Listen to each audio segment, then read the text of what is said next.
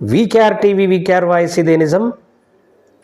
December 9న Telangana తల్లి విగ్రహాన్ని సెక్రటరేట్లో already ప్రతిష్ఠించటానికి ముఖ్యమంత్రి రేవంత్ రెడ్డి గారు పూనుకున్నారు.